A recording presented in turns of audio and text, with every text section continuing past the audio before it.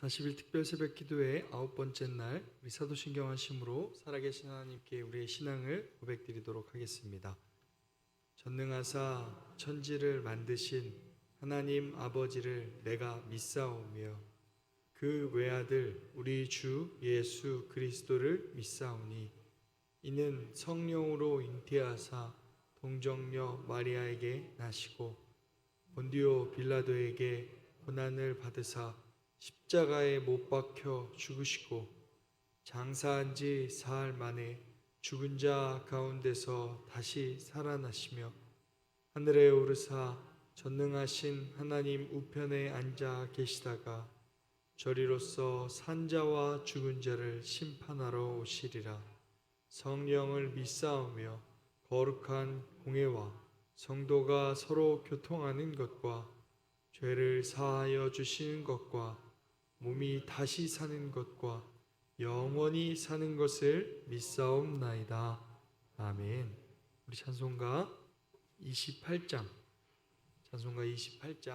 찬양하시겠습니다.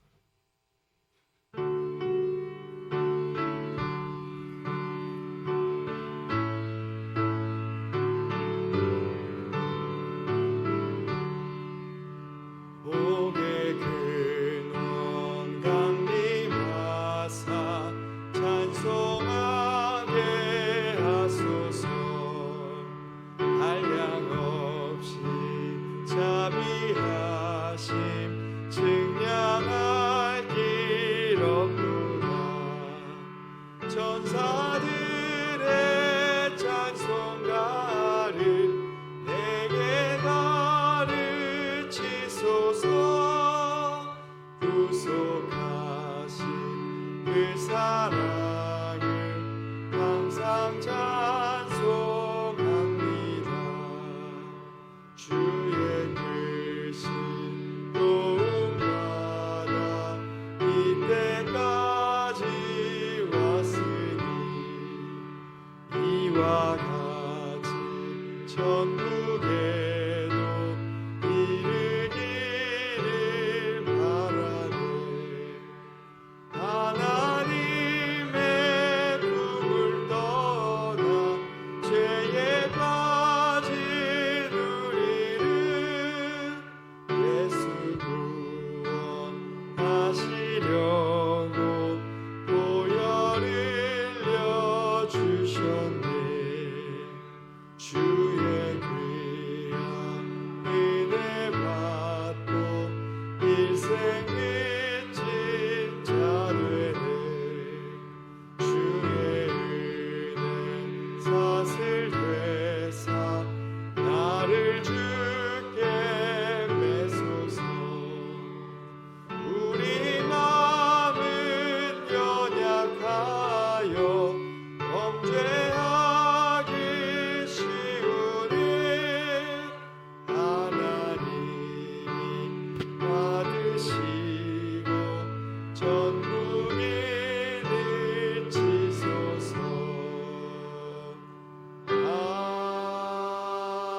아멘. 시간 우리가 함께 기도했으면 좋겠습니다. 오늘 드려질 이 예배를 위해서, 우리 말씀 전하시는 목사님을 위해서, 또한 그 말씀을 받는 우리의 마음을 위해서 이 시간 온전히 우리가 마음을 열고 또 말씀을 듣고 반응하는 귀한 시간 되게 해달라고 우리 함께 합심으로 기도하시겠습니다. 살아계신 하나님 아버지 감사합니다. 오늘도 은혜를 주시고 오늘도 우리에게 새 하루와 새 날을 주시니 은혜에 감사합니다. 하나님, 우리가 마음을 모아 주님 앞으로 나아갑니다. 하나님, 우리의 마음을 받아 주시옵소서. 연약하고 부족하지만 오직 예수 그리스도의 십자가의 보혈을 의지하여 그 능력으로 나아갑니다. 하나님, 예배가 온전히 하나님의 영광이 되게 하시고 오직 하나님의 뜻이 나타나길 원합니다. 하나님, 우리 목사님 붙잡아 주시고 영과 얼굴 강건하게 하시고 말씀을 선포할 때 말씀의 능력이 나타나는 놀라운 역사가 있게 하여 주십시오.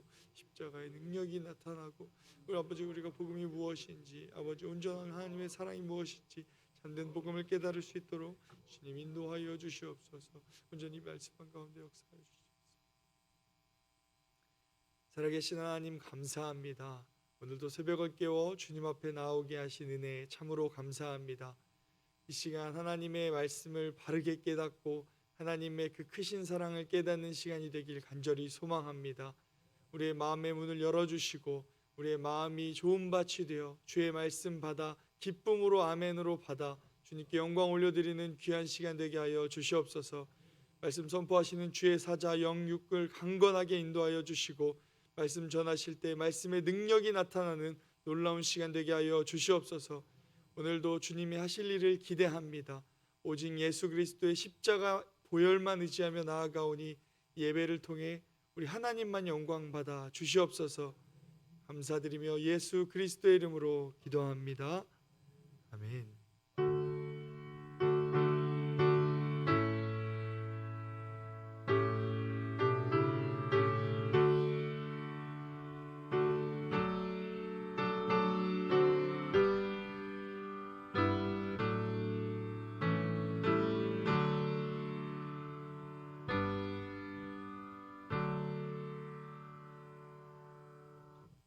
오늘 하나님께서 우리에게 주시는 말씀은 로마서 8장 35절부터 39절까지 말씀입니다. 제가 가진 성경으로 신약 251쪽에 있습니다. 로마서 8장 35절부터 39절까지의 말씀입니다. 제가 가진 성경으로 신약 251쪽에 있습니다. 네, 다 찾으신 줄 알고 로마서 8장 35절부터 39절 말씀 제가 봉독해 올리겠습니다. 하나님의 말씀입니다. 누가 우리를 그리스도의 사랑에서 끊으리요? 환난이나 곤고나 박해나 기근이나 적신이나 위험이나 칼이랴. 기록된 바 우리가 종일 주를 위하여 죽임을 당하게 되며 도살당할 양같이 여김을 받았나이다 함과 같으니라. 그러나 이 모든 일에 우리를 사랑하시는 이로 말미암아 우리가 넉넉히 이기느니라. 내가 확신하노니 사망이나 생명이나 천사들이나 권세자들이나 현재일이나 장래일이나 능력이나 높음이나 깊음이나 다른 어떤 피조물이라도 우리를 우리 주 그리스도 예수 안에 있는 하나님의 사랑에서 끊을 수 없으리라. 아멘.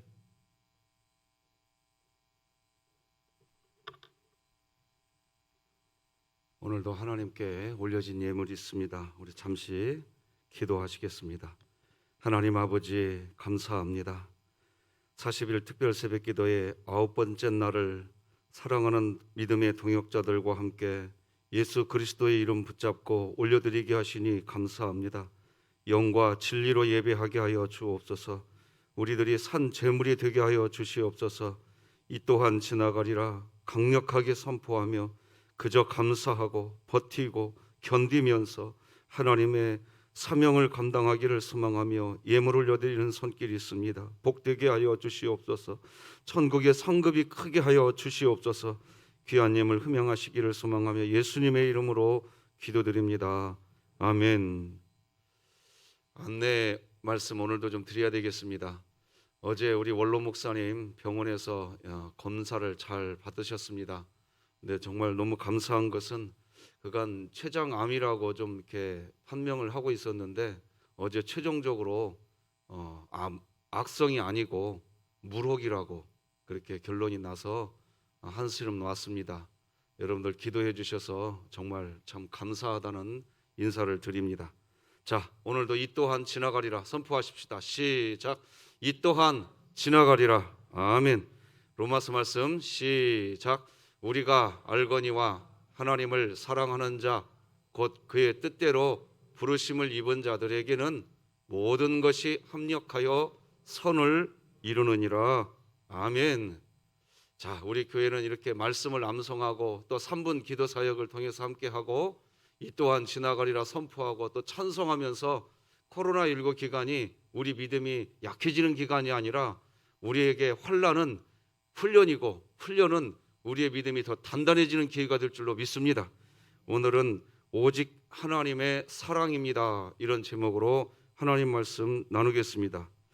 자, 오늘 이런 주제로 말씀을 나누게 되는 게 내일까지 좀 이어질 것 같은데요. 어쨌든 오늘 이 말씀 나누는 이유는 구원의 확신을 가진 그리스도인들의 이 남은 인생이 성화의 구원을 완성해가는 여정으로 이해하기보다는 자꾸 헌신해야 한다는 쪽으로만 더 더 많은 관심을 갖게 된 배경을 좀 살펴보려고 하는 겁니다. 그래서 어제는 우리가 첫 번째로 믿음에 대해서 살펴봤습니다. 우리 한국교회가 이 믿음을 이해할 때 믿음을 가져서 내가 더 많은 것을 얻으려고, 믿음을 가져서 나에게 부족한 것을 채우려고, 한국교회는 사실 믿음의 부분을 그런 쪽으로 더 많이 이해했었습니다. 그런데 사실은 믿음을 가지면 내려놓는 겁니다. 채우는 게 아니라 내려놓는 거예요. 근데 한국교회는 내려놓는 쪽보다는 채우는 쪽으로 했습니다. 하나님 나에게 믿음 주셔서 건강하게 하시고, 믿음 주셔서 이것도 하게 하시고, 믿음 주셔서 저것도 하게 하시고, 이런 쪽으로. 그러다 보니까 자꾸 헌신 쪽으로 흘러가게 되었다. 이런 얘기를 사실 어제 말씀 나눈 거고, 오늘은 두 번째, 왜 우리가 성화의 구원 쪽에 한국 기독교가, 우리들의 신앙생활이 더 관심을 갖지 못하게 됐느냐? 그것은 한국교회의 교회 역사 속에 배경이 있습니다. 그래서 오늘은 그 부분을 좀 살펴보려고 그럽니다. 한국에 처음 기독교가 들어왔을 때 기독교는 곧바로 핍박의 시기를 지나야 했습니다. 기독교가요, 한국에 와서 제일 먼저 그렇게 핍박의 시기를 지내야만 했었기 때문에 그 핍박의 시기를 한국교회는 견뎌내야 했습니다. 견뎌내면서 동시에 한국교회는 복음을 또 전해야 했습니다. 그래서 그때 당시에 한국교회가 가장 많이 사용했던 것이 뭐냐? 예수천당이었습니다. 여러분 지금 이렇게 힘들고 어려운 시절을 살아가지만 예수 믿으면 천당 갑니다. 예수 믿으면 이 세상에서는 고통받지만 우리가 죽게 되면 천국에 갑니다. 이 소망을 한국교회가 붙잡았습니다. 나는 너무 잘했다고 생각을 합니다. 이 자체가 너무 귀합니다. 한국교회가 그렇게 했습니다. 그래서 예수 믿으면 천국 간다. 이런 구호는 한국 사회 안에 기독교의 내세 신앙과 더불어서 일사가구의 신앙을 소유하게 하는 아주 큰 힘이 되었습니다. 당시는 예수님 믿으면 실제로 한국교회에서는요, 죽임을 당했었습니다. 그런 시절이 한국에 있었어요. 세국 정책을 피할 때에 선교사님들이 들어오면 막았어요. 죽여버렸어요. 그런 일들이 있었거든요. 큰 고난의 경우로 떨어지는 경우가 허다했습니다. 그런데 이제 지금 저와 여러분이 살고 있는 지금은 그렇지 않습니다. 한국 사회에 그런 일은 이제 없습니다. 죽이지 않습니다. 예수 믿는다는 것이 곧 죽음을 의미하는 그런 시대는 지금은 아닙니다. 물론 2021년 지금에 와서 그렇게 된 건 아니지요. 좀 전부터, 아주 좀 오래 전부터 이미 평화기가 되었죠. 근데 문제는 뭐냐? 예수 믿으면 죽는다. 현실에서 실제 그런 일이 있었는데 예수를 믿고 난 뒤에도 현실에서 죽지 않고 이 세상을 살아가야 되는 그런 시기가 우리에게 있습니다. 그런데 한국 사회를, 특히 한국 교회사를 보면 이런 부분에서 앞선 어떤 교단이나 교회가 있기는 했지만 거의 대부분 그렇지는 못했습니다. 평화기가 되고 그리고 난 후 예수님을 믿는다는 것이 곧 죽음을 의미하지 않았을 뿐 아니라 곧 내세로 이어지는 것도 아니었습니다. 이제 예수님을 믿는 그리스도인이 되어서 어떻게 이 세상의 삶을 살아가야 되는지, 어떤 삶을 살아가야 되는지에 대한 답을 해야 하는데 한국교회가 그 답이 좀 많이 늦어졌습니다. 오히려 한국교회는 이 세상에서 예수님을 믿고 난 뒤에 이 땅의 현실을 어떻게 살아가야 하는지에 대한 어떤 답을 주기보다는 여전히 말씀드린 것처럼 예수 천당 그리고 불신 지옥, 내세에 대한 것만 많이 강조했습니다. 거기에 초점을 두고 계속해서 강조하는 분위기였습니다.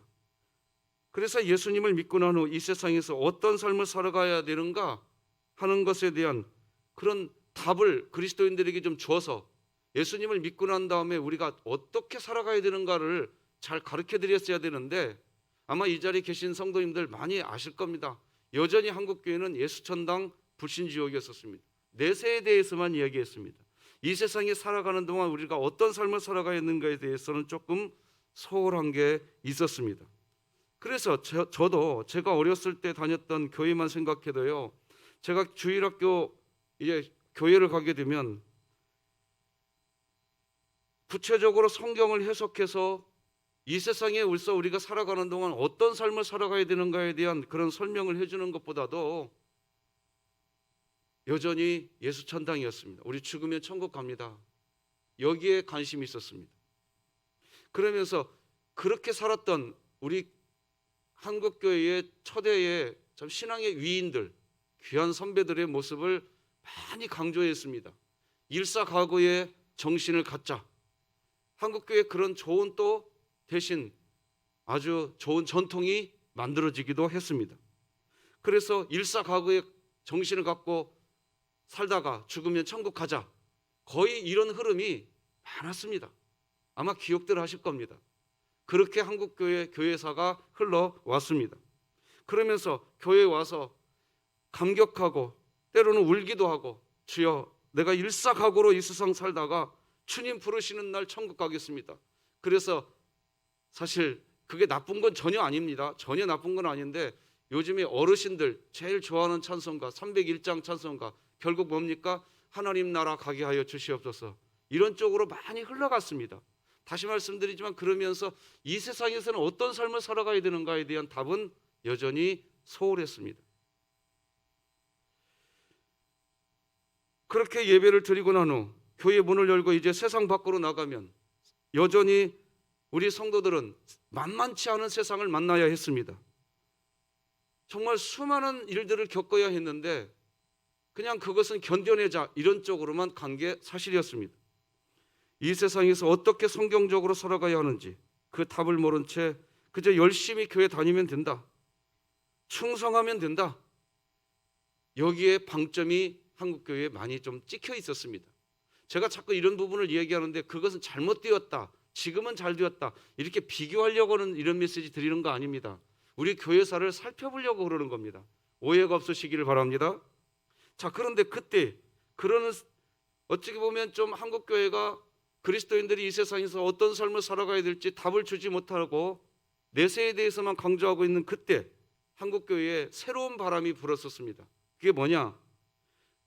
전도운동, 선교운동 단체가 한국교회에 쏙쏙 들어오기 시작했습니다. CCC, 내비게이터, IVF, UBF, ESF.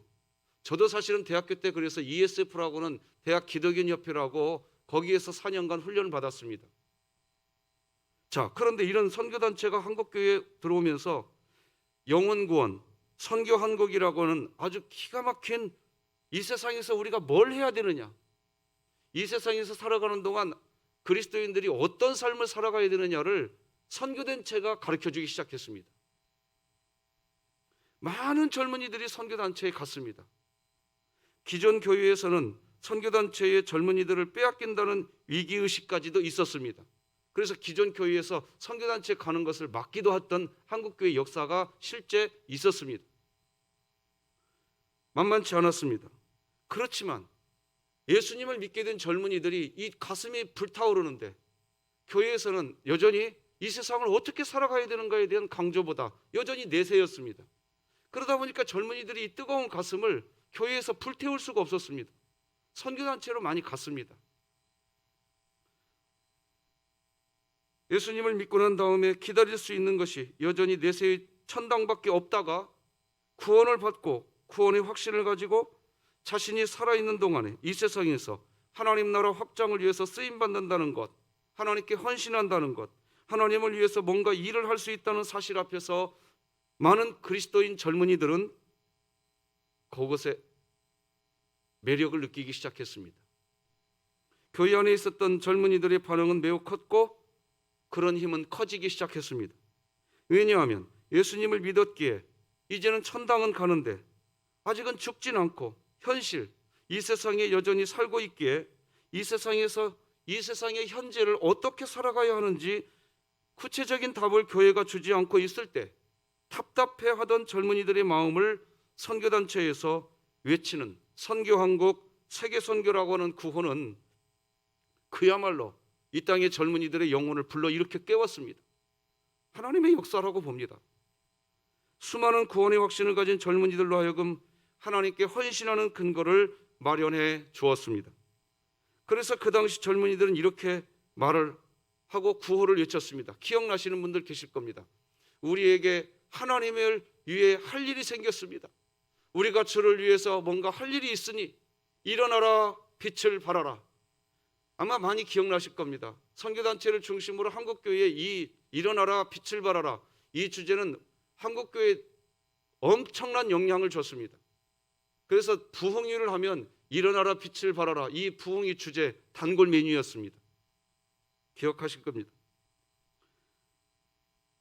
선교단체를 중심으로 구원의 확신과 이 땅에서의 사명이 전도와 선교라고 하는 분명한 주제는 당시의 신학적인 내용이 가난했던 한국교회의 중요한 신앙의 내용이 되었습니다. 그래서 70년대, 80년대 어느 교회나 다 이러한 전도운동단체, 선교운동단체의 영향을 받기 시작했고, 여러분 우리가 잘 알고 있는 것처럼 하용조 목사님, 오카논 목사님, 이동원 목사님 전부 다 그런 선교단체 출신들이십니다. 안산 동산교회 김인종 목사님도 마찬가지십니다. 다 그렇게 선교단체 출신 분들이 한국교회에 막대한 영향력을 끼쳤고, 한국교회는 선교한국이라고 하는 이 세상에서 우리가 어떤 삶을 살아가야 되는 것을 잘 가르쳐 주었습니다. 그래서 한국교회는 그 붐을 탔습니다. 교회가 어느 정도 규모가 되면 선교사를 파송하는 것은 당연한 것이 되었습니다. 왜? 선교한국, 이 세상에서 우리가 해야 할 일이 선교고 전도다.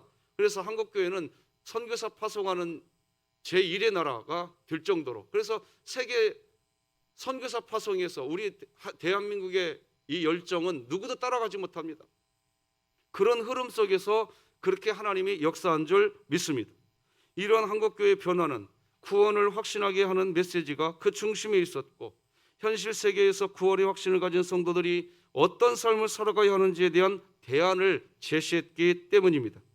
그리고 그렇게 전도와 선교에 헌신하게 된 성도들은 더욱더 강하게 자신의 구원을 확신하게 되는 든든한 디딤돌이 되었습니다. 선한 영향력이 있었지요. 그런데 그렇게 헌신된 성도들이 배출되는 그 시기에 또 하나의 한국교회의 흐름이 있었습니다. 바로 성령운동이었습니다. 성령 충만, 은사 충만, 기억나실 겁니다. 그런 흐름이 한국교회에 같이 불일 듯 일어나는 때가 있었습니다.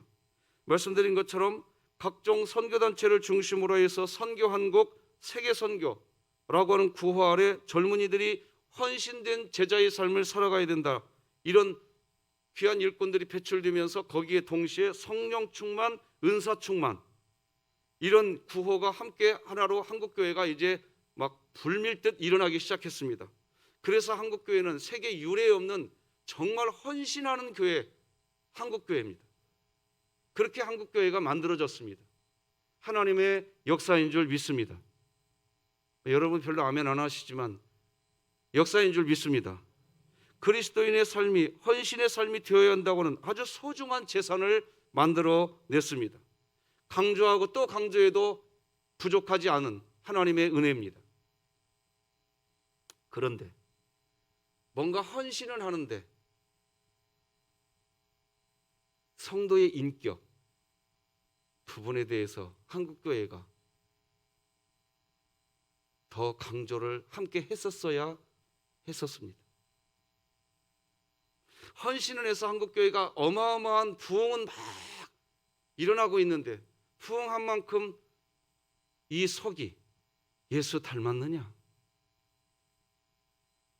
이 부분이 한국 안에, 제가 이렇게 표현하면 혹시 과거 뭔 잘못했던 것을 이야기하려고 한 것이 아니라고 말씀드렸습니다. 너무 소중한 신앙의 유산입니다. 그런데 흐름이 그렇게 되었다라는 겁니다.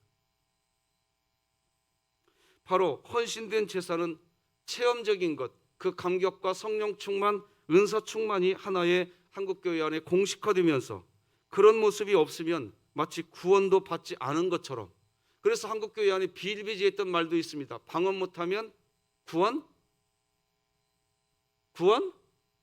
그런 말까지 있었습니다. 얼마나 헌신을 강조했는지 모릅니다. 그래서 방언도 했습니다. 각종 은사 집회들이 있었습니다. 그런데 반면에 그렇게 해서 부흥은 되어져 갔는데 예수 닮았냐? 그 성도의 가슴이 예수 그리스도로 채워졌냐?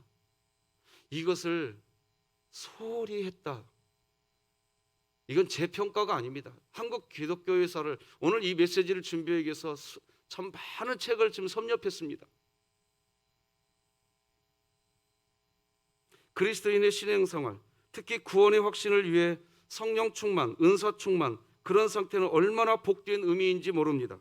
하나님의 자녀가 됐다는 것이 감격으로, 환희로, 기쁨으로, 충만으로 나타나는 건 너무나 감사한 일입니다. 하지만 이렇게 충만하고 희열에 차야만 하는 구원을 받은 그 희열, 그 기쁨, 그 신앙생활, 그것이 신앙생활이라고 방점이 찍혀버린 부분은 오늘날 우리가 건강한 신앙생활을 하기 위해서 한 번쯤 돌아봐야 하는 겁니다. 그래서 우리 진흥교회도 이 코로나19 시기에 구원의 확신을 가진 그리스도인의 남은 인생, 헌신의 삶인가, 성화의 구원을 위한 구원의 과정인가, 이런 주제를 한번 우리가 다뤄보는 겁니다. 그래서 우리의 헌신은 헌신 나름대로 하나님 앞에 너무 귀한 재산이니까 잘 유지하되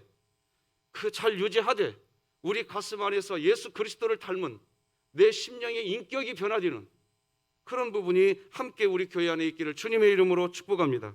그래서 여러분, 누누이 제가 말씀을 드리고 또 강조하고 있지만 성경이 말하는 신앙의 기준, 핵심은 뭐냐? 하나님 사랑, 사람 사랑이 그 핵심이고, 나아가 신앙이 성숙해진 그리스도인에게 나타나는 가장 성경적인 지표가 사랑이었습니다. 그런데 헌신은 많이 하는데 사랑하지 않습니다.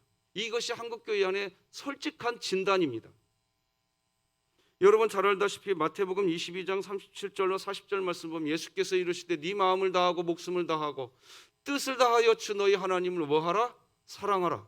이것이 크고 첫째 되는 계명이요 둘째도 그와 같으니 내 이웃을 내 자신과 같이 사랑하라 하셨어요. 이 두 계명이 따라서 온 율법과 선지자의 강령이니라. 사랑이라는 거예요. 사랑. 헌신은 했는데 사랑을 하진 않습니다. 이게 한국교회 안에 다시 한번 더 채워지면 제2의 부흥의 역사가 한국교회 안에 일어날 줄로 믿습니다. 교회는 어떤 아름다운 모습은 만들어져 갔는데 정작 사랑이 없는 모습. 심지어 성경은요, 믿음, 소망, 사랑, 성경에서 이 세 가지를 이야기하는데 그 중에 제일이 뭐라고요? 사랑이라. 이게 무슨 말입니까? 여러분, 믿음이 얼마나 귀한 겁니까? 그리스도인이 소망을 가지고 살아가는 것이 얼마나 귀한 겁니까? 그런데 그렇게 귀한 믿음보다도 뭐가 더 크다? 사랑. 제 얘기가 아닙니다. 고린도전서 13장 13절 같이 한번 읽어주십시다. 시작. 그런즉 믿음, 소망, 사랑, 이 세 가지는 항상 있을 것인데 그 중에 제일은 사랑이라. 말씀드린 것처럼 한국교회는 믿음을 강조했습니다. 그래서 믿음의 헌신을 얘기했습니다. 그런데 성경은 끊임없이 뭘 얘기하고 있냐? 믿음도 너무나도 중요하지만, 그래서 그 믿음의 헌신도 너무나도 아름답지만 사랑이 있냐는 거예요. 이렇게 성경이 사랑을 강조하고 있는 것은 그럴 만한 근거와 이유도 있었지 않았습니까? 고린도 교회가 어느 교회보다 믿음이 크다고 자부했습니다. 고린도 교회는 헌신된 교회이기도 했습니다. 믿음에 의해서 그야말로 고린도 교회는 성령 충만, 은사 충만한 교회 그 자체였습니다. 그런데 그 고린도 교회는 온통 분란투성이었습니다. 고린도전서 1장 11절 12절 몇 번 보게 되죠. 끝부분에 보니까 분쟁이 있대요. 왜 분쟁이 있는가 하고 봤더니까 바울파, 아볼로파, 게바파. 어찌 보면 이 고린도 교회의 모습이 한국 교회의 모습과 너무 달랐어요. 고린도 교회는 은사가 가득했어요. 교회가 이런 혼란에 빠지면서 성경의 핵심 메시지를 놓친 이 고린도 교회를 향해서 하나님은 너희 고린도 교회 안에 헌신된 사람들, 방언과 각종 예언하는 능력과 모든 비밀을 하는 지식까지 너희에게 다 있다 할지라도 너희에게 예수 닮은 사랑이 없으면 그건 아무것도 아니다는 거예요. 우리 고린도전서 13장 1절 2절 같이 읽겠습니다. 시작. 내가 사람의 방언과 천사의 말을 할지라도 사랑이 없으면 소리나는 구리와 울리는 꽹과리가 되고, 내가 예언하는 능력이 있어 모든 비밀과 모든 지식을 알고 또 산을 옮길 만한 모든 믿음이 있을지라도 사랑이 없으면 내가 아무것도 아니요. 하나님은 고린도 교회를 통해서 우리에게 분명히 교훈해 주시는데, 그에 비해서 한국 교회는 성도들의 믿음의 성숙, 신앙 성장의 척도를 하나님 사랑, 사람 사랑이라고 이야기하는 분위기는 약했습니다. 그리고 그런 헌신된 그리스도인이 되기 위해서 해야 할 가장 큰 일은 여전히 성령 충만. 맞습니다. 헌신을 하기 위해서 성령 충만이 있어야 됩니다.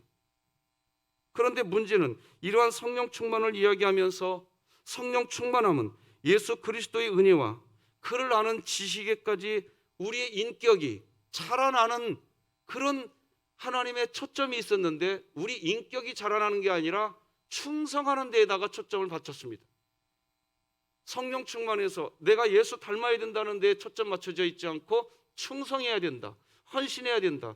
그러나 성경은 그렇게 말하지 않았습니다. 성령의 충만함으로 너의 인격이 닮아지고 예수 복음으로 하나님이면 충분해지고, 그래서 믿음을 가지면 가질수록 내 자신을 부인할 줄 알고 내려놓을 줄 아는, 그래서 이용기 선교사님께서 내려놓음이라는 책이 한국교회에 소개될 때 센세이션을 일으켰습니다.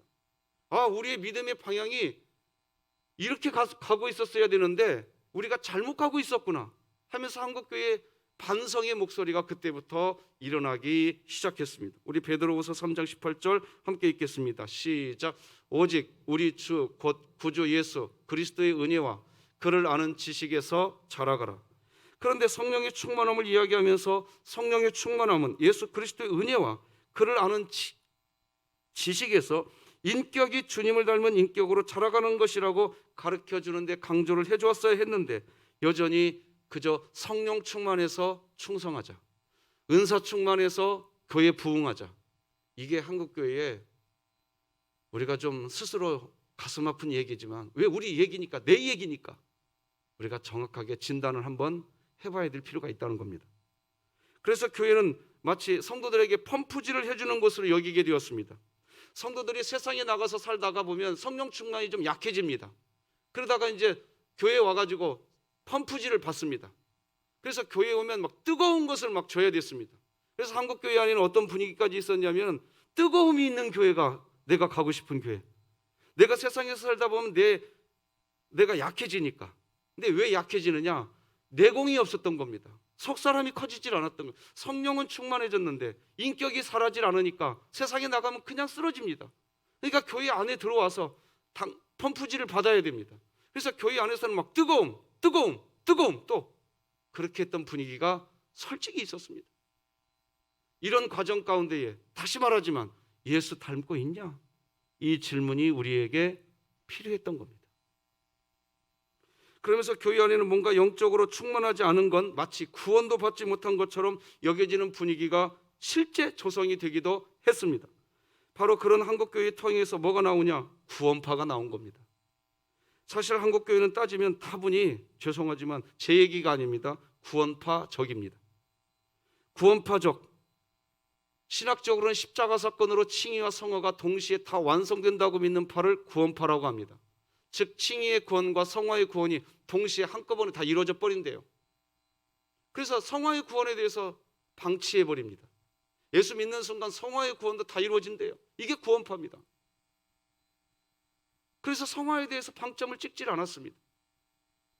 그런데 정통교회에서 제일 많이 강조하는 일이 신앙생활을 제대로 하는 성도가 되기 위해서는 감격과 성령 충만, 은사 충만, 이러한 게 있어야 한다는 강한 분위기 안에서 한국교회는 마치 칭의의 구원 이꼴 방언, 칭의의 구원 이꼴 각종 은사체험, 이런 모습이 동시에 나타나야 되고, 이런 모습이 성도에게 없으면 다시 말하지만 내가 구원받은 거 맞나? 이런 의심도 하게 되었습니다. 그리고 실제 또 그런 지표가 있었습니다. 그래서 그 지표에 가면 방언도 못 받은 것이 구원받았다고요? 이런 말을 실제로 했습니다. 그러다 보니까 한국교회가 이 속사람을 인격의 성숙이 몇 번 강조하지만 부족하게 된 건 사실입니다. 자, 오늘은 여기까지 하고 말씀 일단 맺겠습니다. 내일 이어서 하겠습니다. 성경이 말하는 성화의 구원은 점진적이며 진행적인 자리에 있다고 믿는 것이 개혁주의 교리입니다. 그래서 우리가 이해하는 구원에 대한 이해는 성경적으로 세 가지 시제가 있습니다. 구원은 이미 받은 칭의의 구원이 있고, 지금 받고 있는 성화의 구원이 있고, 장차 받을 영화의 구원이 있습니다.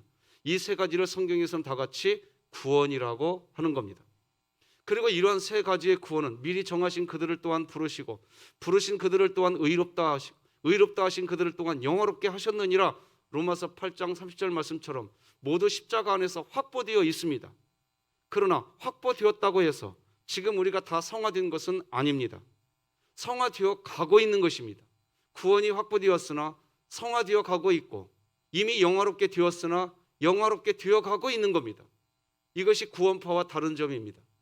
그렇게 우리는 성령 충만의 상태, 체험적인 역사의 경험, 은사 충만을 온전히 경험할 수 있는 성도가 있을 수 있으나 없을 수도 있습니다. 우리는 이것을 기억해야 합니다.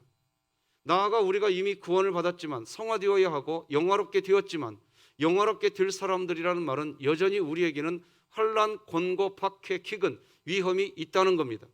그리고 그런 일이 다가오면 정말 우리가 구원받은 그리스도인이 맞는가 하는 상황이 발생합니다. 하지만 그럼에도 불구하고 구원이 확보되었으나 성화되어 갈 수 있는 이유, 영화롭게 되었으나 영화롭게 되어 갈 수 있는 이유는 이 땅의 모든 그리스도인에게는 절대로 끊어지지 않는 하나님의 사랑, 그 사랑이 있기 때문입니다. 할렐루야. 한국교회가 인격의 성숙에 대해서 강조하는 부분이 좀 소홀하긴 했지만 헌신과 충성을 더 강조해 왔지만 그렇다고 해서 하나님이 없는 것이 아닙니다. 여전히 하나님은 이 한국교회를 덮고 있고 우리 진흙교회를 사랑하고 있는 줄로 믿으시기 바랍니다. 우리는 연약해서 우리의 신앙이 균형을 이루지 못할 수 있습니다. 한국교회가 균형을 이루지 못한 적도 있었습니다. 그러나 균형을 이루지 못하고 있다고 해서 하나님의 사랑이 그 교회에 없냐? 그건 아니라는 겁니다. 한국교회에 하나님의 사랑이 끊어졌냐? 그거 아니라는 겁니다. 여전히 하나님이 우리를 사랑하시는 줄 믿습니다. 우리 다 같이 로마서 8장 35절로 39절 같이 읽고 말씀 맺겠습니다. 시작. 누가 우리를 그리스도의 사랑에서 끊으리요? 환난이나 곤고나 박해나 기근이나 적신이나 위험이나 칼이랴. 내가 확신하노니 생명이나 천사들이나 권세자들이나 현재일이나 장래일이나 능력이나 높음이나 깊음이나 다른 어떤 피조물이라도 우리를 우리 주 그리스도 예수 안에 있는 하나님의 사랑에서 끊을 수 없으리라. 할렐루야. 한국교회가 앞으로도 나갈 수 있고 우리 진흙교회가 앞으로도 전진해 갈 수 있는 이유는 우리의 헌신을 사용하시는 하나님의 사랑이 있기 때문입니다. 하나님의 그 사랑 때문에 교회는 나가는 겁니다. 인간이 아닙니다. 하나님이 역사할 줄로 믿습니다. 우리 다시 한번 같이 따라서 해주면 좋겠습니다. 내가 아니라 하나님이시다. 이거 믿으시면 됩니다. 오늘 얘기는 말씀은 내일 이어서 더 말씀 나누겠습니다. 우리 진흙교회 오늘도 바이블 챌린지 진행됩니다. 최백균 명예 권사님, 전수정 집사님, 이영애 집사님, 최재식 성도님, 박상호 청년이 오늘 하나님 말씀 필사하십니다. 하나님 말씀 필사하시다가 성령 충만해 주시고 예수님 닮기를 바랍니다. 기도하겠습니다. 하나님 아버지 감사합니다. 오늘 이 새벽에 40일 특별 새벽 기도의 9번째 날을 열게 하시니 감사합니다. 그리스도인의 남은 인생, 구원의 확신을 가진 우리들의 인생, 어디에 우리가 힘을 쏟아야 되는지, 헌신의 삶인가 구원의 완성을 위한 과정인가. 아버지여, 우리는 헌신도 내려놓을 수도 없고 우리는 성화도 내려놓을 수도 없고 우리는 헌신도 잡아야 하고 성화의 구원도 잡아야 될 줄로 믿습니다. 그러나 그 일을 이루시는 분은 우리가 아니라 하나님이신 줄 믿습니다. 능으로도 아니요 힘으로도 아니요 하나님의 영으로 되는 줄 믿습니다. 최복균 명예권사님, 전수정 집사님, 이형희 집사님, 최재식 성도님, 박상호 청년, 오늘 하나님 말씀 필사합니다. 우리 사랑하는 성도들이 오늘도 삶의 현장에 갑니다. 성경을 필사하는 분들과 우리 진흙교회 모든 성도들이 오늘도 하나님의 사랑 안에 거하게 하여 주시옵소서. 예수님의 이름으로 기도드립니다. 아멘. 예수님의 은혜와 하나님 아버지의 사랑과 성령님의 교통하심이 우리 진흙교회 모든 성도들의 심령과 생업과 우리 교회 위에 이제로 영원토록 함께 할지어다. 아멘.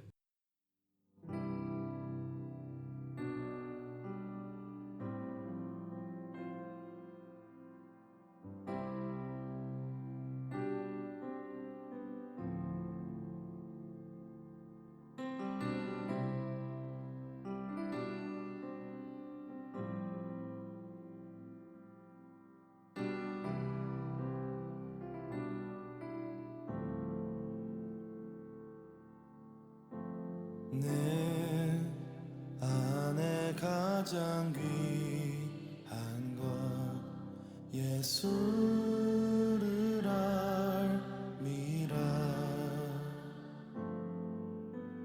그 은보다 더 귀한 것 예수를 알미라.